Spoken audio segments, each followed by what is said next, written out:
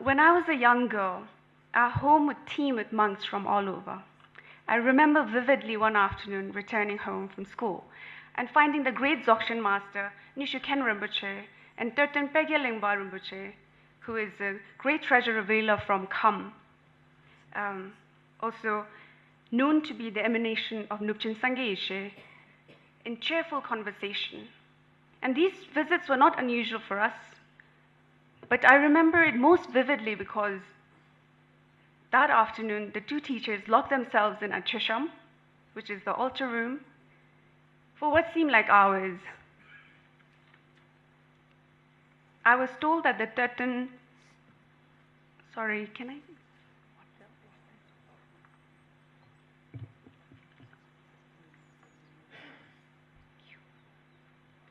Sorry, I have a dry throat today. I was told that the Terten was transmitting secret teachings to Nishuken Rinpoche. There are fascinating stories about the Terten. Thank you. Discovering thermas in India, Tibet, and Bhutan. I was ever since curious. I wanted to know what was transmitted.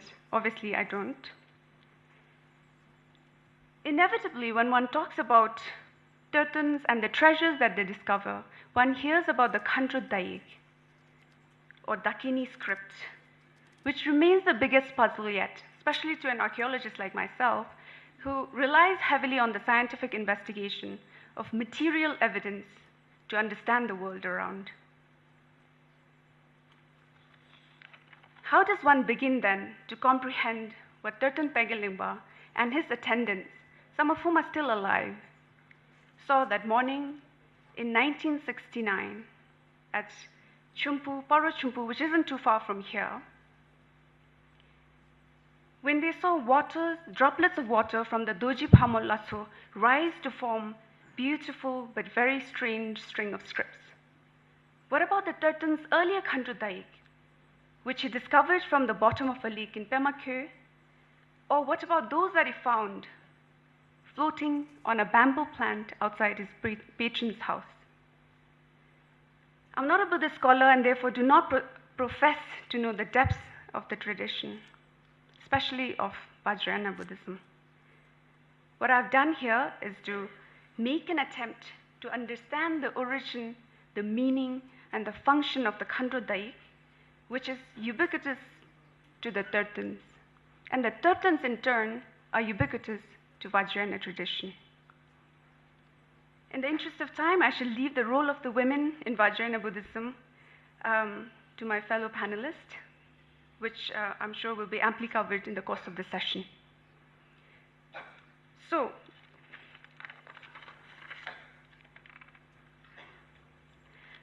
what is the Khandro Daik? Many here will have heard about the Khandro Daik. They're largely believed to be coded scripts. Sorry, this is the Doji Phamol Lasso in Paro Thimphu.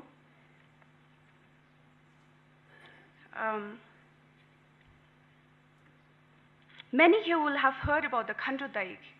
They are believed to be coded secret scripts hidden by Guru Rinpoche and Khandro Yeshe Tsoge in the 8th century as part of Sater, or earth treasures, to be discovered by Tertens in later years, so that the essence of Buddhist teaching remain intact and flourishing even during what Buddhists refer to as the degenerate age. Many believe that the Khandro Daik gets its name from those who have created or wrote the Daik, so the Dakini or the Khandros. But they are textual sources that quite clearly say that that isn't necessarily the case. In particular, Dungkar Sigzo text mentions that during Gyalpo Tshitsung Duson's time in Tibet, new special codes or terik were created for the purpose of hiding important teachings for the future. Because writing all the important teachings for the future in longhand was both difficult and time-consuming, these secret coded writings were created and used. It It is said that they were created in secrecy in Tibet and that they were used by very, very few. Hence, based on the Uchen of the Tibetan script, of course. The Tibetan scripts were written by many, or perhaps all of the Guru's core disciples, including Yeshe Tsoge, but under the instruction of the Guru himself. Literally, the Da Bauradata Da in the Khandro Daik refers to a sign. The Khandro Daiks are themselves terma, they are believed to be termas, but they are more importantly signs for the Tertan, to a sign that leads the Tertan to his precious teachings. The Tertan is believed to have already received the teachings from the Guru in a previous life. So what the Khandro Daik does, it triggers recollection. The Tertan recalls everything, whether in a trance-like state or consciously, when the sign appears, because they are already familiar, even if subconsciously, with the teachings. Simplistically, people have likened the Khandro Daik to a password that people use now. Only here the password unlocks the mind stream of the Tertan from which the secret teachings arise. Simplistically also, it has been likened to shorthand writing, where each symbol or script or a scribble can be stretched into words and phrases, and although again here, each letter would produce volumes of scriptures. And this shorthand is so exclusive that only the Tertan, the designated Tertan, is able to decipher, unlike modern shorthand writing, which all of us can learn. Guru Rinpoche concealed his most treasured teachings in this manner for three main reasons.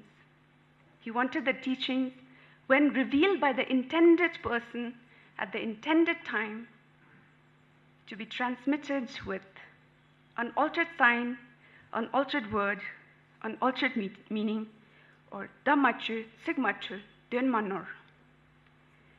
The secret codes exist for the Tertan and the Guru and are therefore inaccessible to ordinary beings like ourselves.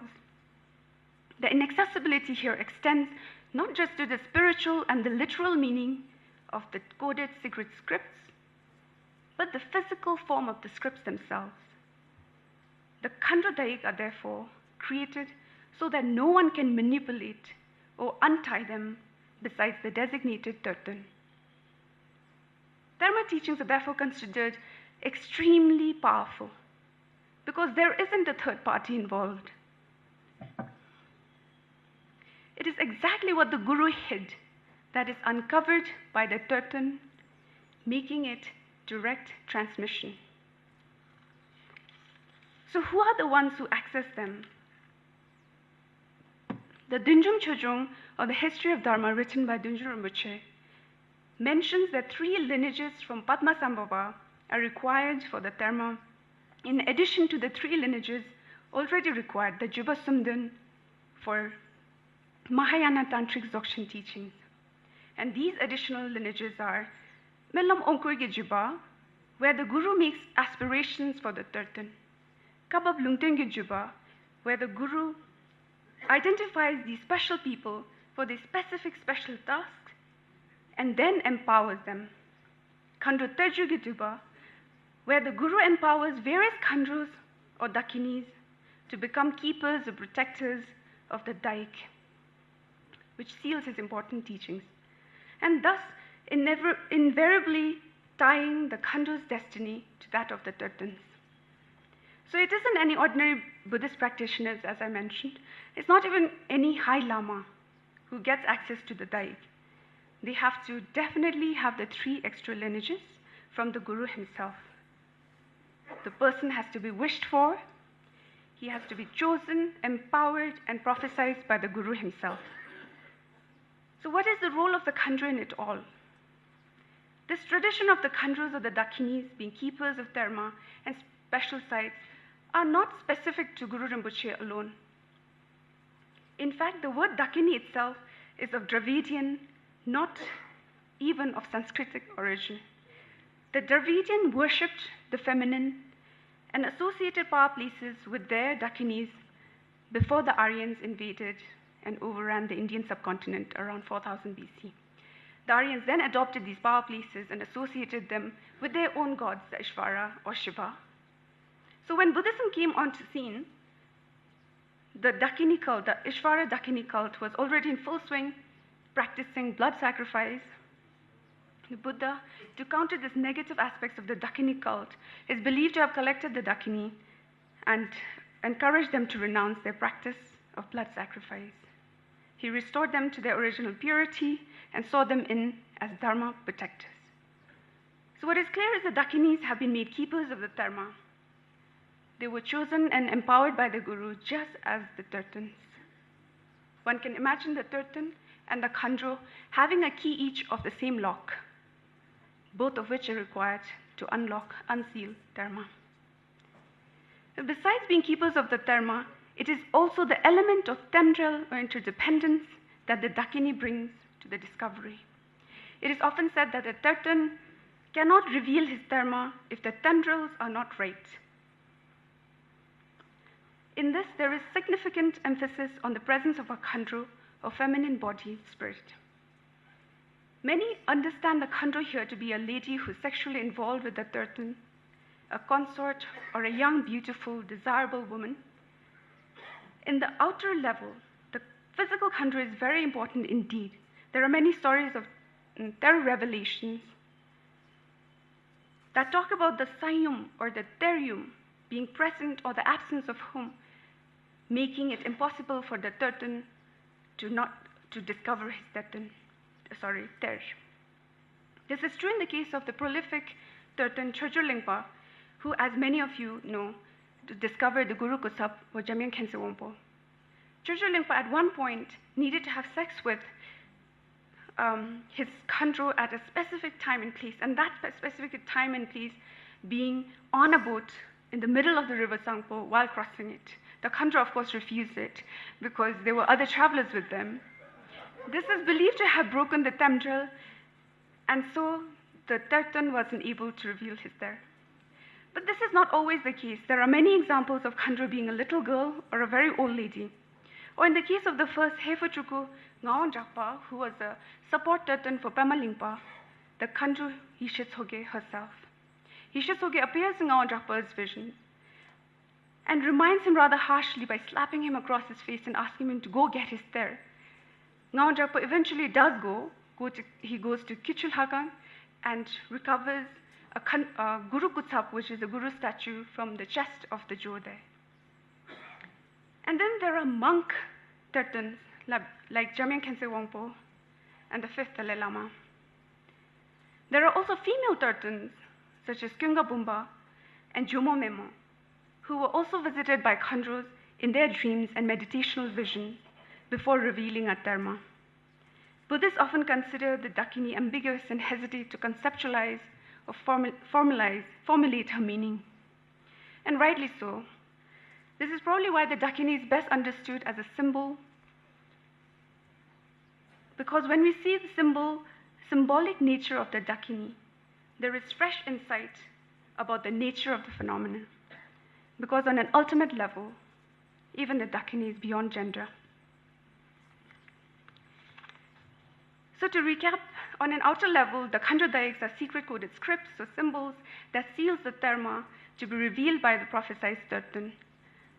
They are not necessarily written by the Dakinis or the Khandro. The Khandros are the keepers of the Dayak, however. They are the exclusive keepers and help the Tirthan reveal Dharmas according to Guru's prophecies. There is little written on this topic, so I've consulted many Nyingma and Kagyu teachers who are closer to the Dharma tradition, in addition to seeking insights from my scholarly friends. I hope that what I've presented here, which is but a shallow scratch on the surface of something that is so vast, so deep and so complex, sparks an interest in all of us, and that we continue having discussions on the topic. And finally, thank you, Shung Jasang and the Center for Bhutan Studies for the opportunity, and Mr. Ian Baker for inviting me to speak on this very complex topic in 15 minutes. Thank you.